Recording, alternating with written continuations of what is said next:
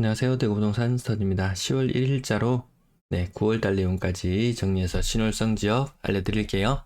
아이파크에 시끄러울 수밖에 없는 이유가 보이네요. 자, 매물 증감 현황인데요. 지난 8월 20일 조사분 그리고 10월 1일자 조사분, 물론 10월 1일자 조사분에는 휴일이 제법 며칠 반영이 되어서 숫자가 조금 더 적게 비춰질 수는 있어요. 근데 크게 차이는 없습니다. 매물 지난달에 1402에서 1436, 한 1% 정도, 2% 정도 증가한 모습을 보이고요. 전세 매물 219에서 221, 큰 차이가 없어요. 월세 67에서 68, 큰 차이가 없어요. 전월세 시장 생각보다 조금 정체되어 있는 그런 모습, 큰 이동이 없어요. 사는 사람은 눌러 살기 괜찮을 것이고, 새로 들어가려고 하는 사람은 조금 비싸네 이런 느낌도 들 것 같아요. 2년 전이었던가요? 21년 11월부터 아마 월배 3정 그린코아 입주를 시작했을 거예요. 지금 전세 매물이 갑자기 늘어나길래 입주 2년 차가 다 되어 가는구나, 그 느낌을 받을 수 있었습니다. 매물도 조금 늘어나기도 하고요. 여기 세대수를 보시면 월배 3정이 1533이에요. 아이파크 1차와 2차를 합치면 요거 3500, 1500, 얘들 두 개만 합쳐도 5000이에요. 5000. 시끄러울 수밖에 없겠죠. 아이파크는 월배 3정과 서로 연동될 것이고, 월배 3정은 또한 아이파크와 연동될 것이고, 또 그 인근에 있는 아파트 맞죠? 아이파크 요 두 가지가 연동될 것이고, 월성동 치고는 구석탱이 맞죠? AK 그랑플리스 1, 2차 합치면 요것도 한 500세대 이상 돼. 이거 꽤 큽니다. 이거 AK 그랑플리스가 꽤나 큽니다. 제가 이름이 퍼뜩 눈에 빨리 안 들어오네요. AK 그랑폴리스 주복 요 합치면 요도 한 2000세대 되거든요.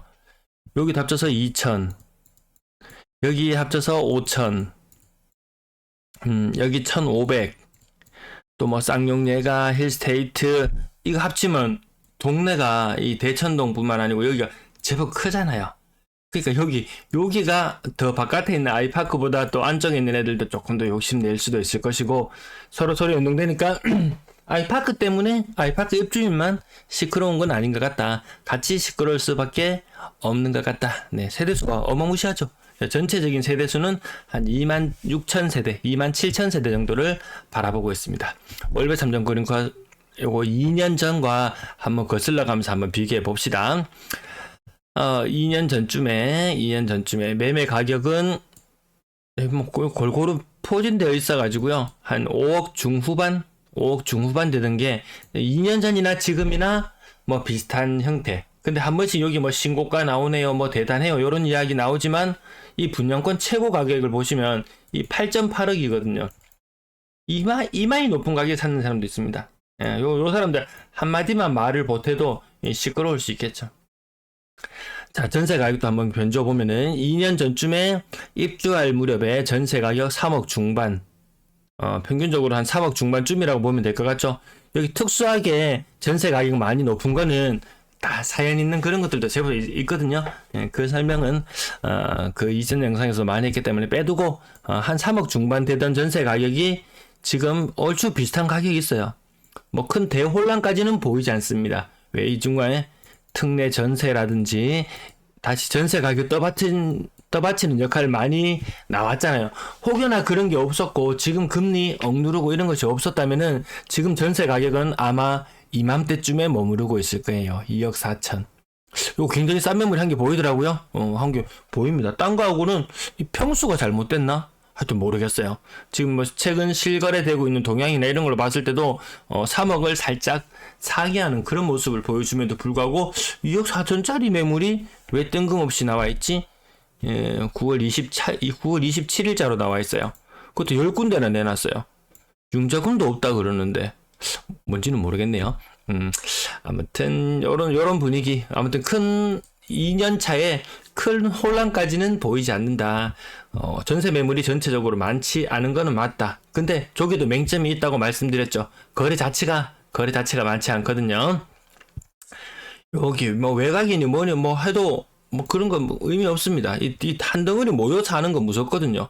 이 지산 건물료도 얼마나 구석탱입니까? 얼마나 구석탱입니까? 시내권을 봤을 때 얼마나 구석탱이었습니까? 그런 거 의미 있었던가요? 한 무더기 모여 살면은 파워가 장난 아닙니다. 이쪽에 어딘가요? 시지인가요? 이것도 얼마나 구석탱입니까? 의미 있던가요? 예, 사람 많이 모여 살면은 어느 정도 좀 먹고 들어갑니다. 요 침산동 쪽, 요 북구 쪽도 요것도 좀 괜찮아 보이네. 요런 느낌. 요 같이. 하여튼 한 무더기 모여 사는 동네들이 전부 다 말은 많이 나오는 것 같습니다. 요거 가구수 100개 이하는 좀 제외하고 살펴봐도 그 건수가 세대수가 다 합쳐봐야 한 200세대, 한 300세대가 채 안 되기 때문에 그거는 빼고 좀 살펴봅니다. 아파트 거래량 한번 살펴보시면은 야 반짝 점프했다가 가격이 조금 비싸다는 인식이 있으면서 거래가 어느 정도 정체를 보이다가 야 이제 끝물이니까 사람들이 9월은 미쳤습니다. 지금 거래량이 한 60% 정도 신고되었다고 보면은 90건 한 45건 정도 추가된다고 보면은 한 130건대 140건대 거래량까지도 나올지 모르겠습니다. 연중 최고 거래량까지 나올지는 모르겠습니다. 생각보다 근데 거래량은 조금 답답하죠. 27,000개 중에서 대략 27,000개 중에서 한 달에 100개 또 매물 개수도 놓고 봐야 되니까요. 잠시만요. 매물 개수가 지금 한 1,400개 나와 있고 그 중에 한 달에 거래는 한 120건 평균적으로 한 120건 요게 지금 신월성의 모습으로 보시면 되겠네요. 거래대금 자체는 작년과 비교해 봤을 때 한 3배, 2배, 3배 막 늘어나 있습니다. 거래량도 작년 대비했을 때 한 3배 정도, 한 평균 40건의 거래량이 120건으로 늘어났듯이 이렇게 해서 건당 거래대금을 보시면은 계속 올라가고 있습니다. 4억 중반까지 올라와 있습니다. 대구에서 이거 비싼 동네 맞아요. 대구 전체적인 평균 매매 가격은 3억 4천 정도 수준이었잖아요. 수성구 쪽 가면은 평균 매매 가격이 6억 정도 나오죠. 6억 정도 수준 나오고 요 중간 정도. 야 그러면 뭐 학군지나 뭐 이런 거 따질 때 야 그래도 한 두 번째 손에 꼽을 만합니다. 침산동이나 이런 곳은 그 평균을 내보면 워낙 가격 그 편차가 좀 심한 동네다 보니까 평균 매매 가격은 침산동은 좀 낮거든요. 요 골고루 좀 높은 가격을 유지하고 있는 모습을 볼 수 있습니다. 어느 동이 가장 많이 되냐 보면 아무래도 세대수가 많은 월성동이 거래량이 압도적인 것 같고요. 그 다음 아까 유천동 보셨죠? 거기 사람 많은 그쪽 동네들 대천동까지 같이 아울러서 보시면 되겠고요. 어쨌든 여기 거래량 지금 60% 정도 됐으니까 월성동 자체만으로는 9월 달에 거래량 최고 거래량이 나올 수도 있을 것 같습니다.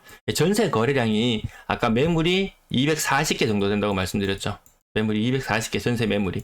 근데 월 평균 거래 건수는 한 65, 70 그렇게 잡더라도 3배수 요 3배수를 살짝 넘어가는 매물이라 갖고 매물이 절대적으로 부족하지는 않다. 다만 내 마음에 드는 매물을 찾으려 그러니까 좀 잘 없죠. 그러니까 상대적으로 조금 괜찮다 싶은 물건들은 전세 가격이 조금 더 높게 형성되고 있습니다. 건당 전세 가율을 한 살펴보시면은 거의 한 70% 정도 수준? 근데 이 갭 투자로서는 아직 용이한 정도 수준까지는 아니죠. 갭 투자로 들어가려 그러면 최소한 이거 한 80% 정도는 돼야지 갭 투자로서의 매력이 있을 텐데요. 갭 투자로서의 매력은 보이지 않는다. 거의 실거주 시장 위주로 움직이고 있는 것 같습니다. 그래도 그나마 이쪽 지역이 조금 더 수혜를 볼 수 있는 부분은 제가 범사만삼은 내일 영상을 올려드릴 텐데요. 여기는 평균 매매 가격이 6억이에요. 평균이. 그럼 6억을 상회하는 집들이 굉장히 많죠. 근데 여기 신월성 지역은 6억을 하회하는 것들이 많더라. 특례나 이런 것들을 했을 때 그나마 조금 들어갈 수 있는 가능성이 높은 지역은 요 지역이 조금 더 상황은 낫죠. 물론 그렇다고 해서 또 이 지역을 뛰어넘을 것인가? 신월성 지역이 범사 지역을 뛰어넘을 것인가? 그것까지는 아닌 것 같죠. 그래서 어쨌든 대출 내어서 들어가기에는 무난하다. 하지만 큰 폭의 상승을 기대하기에는 좀 한계점은 있다. 자, 그렇게 전반적으로 평가를 내리고 있습니다. 전세 시장 대단해요. 품절이에요. 기회예요. 난리를 지기고 있지만 아까 매매는 거래 대금이 3배 정도 증가하는 거 보셨죠? 22년 대비 전세 보증금 규모는 절반에도 미치지 못합니다. 왜 이렇게 낮으냐? 거래량 자체가 한 150건 정도 되는 150건, 한 180건? 작년 평균 150건 잡고요. 올해 평균 한 80건 잡는다고 75건 정도 잡아보면은 거의 반토막이 났잖아요. 전세 거래가 일단 반토막이 났어요. 그러다 보니까 아무래도 전세 시장 전체적인 보증금 규모는 적습니다. 시장에 들어오는 돈 자체가 많은 건 아니에요. 전세도 조금 많이 머물러 있고, 일부의 사람들은 뭐 월암 우미린이 뭐 이제 뭐 아직까지 진행도 안 되고 신축이 없으니까 날아갈 거다, 대박 날 거다 하지만 사실 대박이 나는 지역은 옆에 계속 도시가 팽창하고 확장되어 나가던 그곳이 가장 그 가격 상승에 대한 위쪽 폭이 많이 열려 있는 곳이고, 좀 정체되는 곳은 아무래도 좀 한계를 드러내거든요. 평균 전세 가격 지금 이거 계속 올랐죠. 대구 평균 전세 가격이 8월달, 9월달 접어들면서 조금 반등하는 모습을 보여주기도 하잖아요. 그런 게 이끌어가는 것이 이렇게 인기 있는 일부 지역들의 전세 가격은 조금 더 올라가는 느낌이 들어요. 근데 요 가격을 또 2년 전과 한번 견주어 봅시다. 2년 전의 색깔은 빨간색이었거든요. 2년 전의 평균 전세 가격은 4억이었습니다. 4억. 아까 월별 3전 그림과 보셨다시피 평균 전세 가격이 막 3억 5천 이런 느낌이었는데요. 그때는 입주가 막 쏠려 있어가지고 걔들은 전세 가격이 조금 낮게 형성된 거지, 그 지역 전체로 봤을 때는 평균 전세 가격이 4억이었습니다. 지금은 전세 가격이 3억대로 내려와 있어요. 이 집마다 1억씩은 돌려줘야 되는 그런 상황이에요. 아직까지 뭐 이 지역의 문제가 모든 것이 다 해소되었다 라고 이야기하기는 그렇고, 이 지역에 나와서 이야기할 때마다 막 이렇게 언성을 높이고 이야기를 많이 하고 이렇게 이야기하는 사람들은 아마 요런 쪽에 맞물려 있는 사람들, 자기의 이권과 아주 밀접하게 연관된 사람들은 더 크게 목소리를 낼 수밖에 없는 상황인 것 같습니다. 저라도 당장 내가 만약에 역전세로 인해서 돌려줘야 될 돈들이 생겼다 이렇게 되면은 뭐 하겠습니까? 가만히 앉아서 끙끙 앓고만 있겠습니까? 어디 게시판이라도 가가지고 우리 동네 대단해요 라고 이야기해야 되겠잖아요. 그래, 이권과 관련 없는 사람들이 조금 더 그래도 정확하게 본다 아니다의 문제를 떠나서 객관적으로 보려고 노력할 수 있지 않나 싶습니다. 평균 전세 가격 많이 떨어졌죠. 평균 전세 가격 요 기간이 언제까지 지속됐느냐? 그러면 22년의 선을 보면은 요 정도 수준까지 내려오면 지금 수준까지 내려오거든요. 아직까지 요거 메아리 되는 현상, 22년 3월의 현상이 24년 3월까지 간다고 생각하면은 아직까지는 조금 과거의 전세입자들이 높은 가격에 있었다. 하지만 3.5억의 전세를 살던 사람이 전세 시세가 3억으로 바뀌었다고 해가지고, 아이고, 나 이거 못 살겠어요. 나 나갈래요. 딴 데 갈래요. 요새 신축도 전세 가격 한 2억 중후반 하면 괜찮은데 많던데, 그냥 갈래요. 그렇진 않다라는 거죠. 요 5천만 원 차이 정도 나는 건 그냥 눌러 삽니다. 세입자가 감소하는 경우가 보통 더 많아요. 이런 현상들이 많기 때문에 전체적으로 전세 거래도 많지 않고 이동도 많지 않은 현상이 나타나는 것이 아닌가 싶습니다. 월세 거래량도 딱히 늘어나는 모습 없죠. 딱히 없습니다. 학군으로 인한 이사는 일단 한 차례 지나갔고요. 2학기 지났으니까 한 차례 지나갔고, 또 다음에 또 신학기를 앞두고 여기 또 이동이 많아지는 시기가 또 한 두어 달 있으면은 또 다가올 것 같습니다. 그러면 그 시기에 가격이 또 다시 한번 폭등할 것인가? 그거 한번 지켜보도록 하죠. 자, 평균 월세 가격은 90만원대까지 떨어졌던 것이 어느덧 다시 110만원대로 돌아왔습니다. 2년 전에는 이맘때 거의 120만원 조금, 그 정도 수준. 네, 지금은 110만원대까지 많이 회복해 있는 모습을 보여주고 있습니다. 왜? 전세 가격이 같이 올라가니까 매매 가격은 그것과 또 견줘서 올라가고, 월세 가격은 늘상 전세 가격보다 조금 한 10% 정도 돈을 더 부담하는 그런 형국으로 계속 이루어지고 있다는 말씀을 드리고요. 월세 보증금은 예전보다 낮아졌네요. 보증금은 한 4천만 원 정도 수준 되던 것이 3천만 원 정도 수준으로 떨어졌고, 아무튼 2년 전과 견주어 봤을 때는 전세건 월세건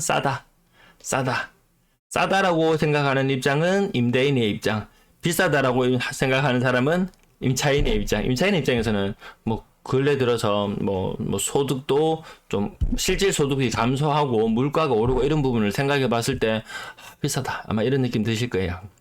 그래서 무작정 뭐 계산을 해봐야 되죠. 무작정 집 사지 마라, 무조건 집값 떨어진다, 이렇게 기우제만 지내고 있을 필요도 없다.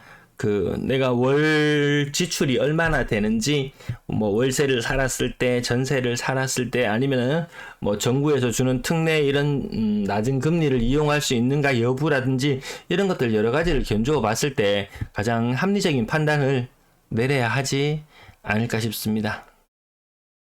그렇다고 또 사라는 이야기도 아닙니다. 자기 상황은 자기가 제일 잘 알아요.